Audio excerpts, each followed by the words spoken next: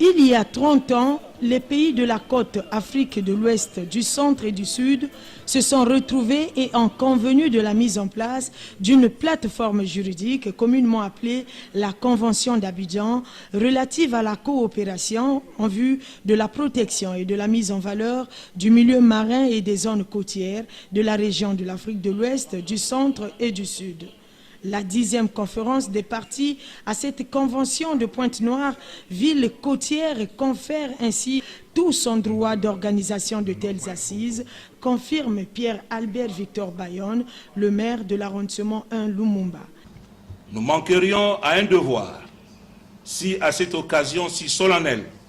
nous ne réitérions pas une fois de plus nos remerciements pour avoir choisi notre commune pour abriter cette grande rencontre internationale. C'est donc, mesdames et messieurs, grâce à cette embellie qui n'est plus à démontrer pour le vécu quotidien des populations de Pointe-Noire sur la protection et la mise en valeur de l'environnement marin. Plus que normal encore, au regard de son environnement marin et d'énormes potentialités que regorge cette ville, notamment avec son pétrole, son gaz qui brûle aujourd'hui transformé en énergie à partir des centrales thermiques, ses sels de potasse et toute la biodiversité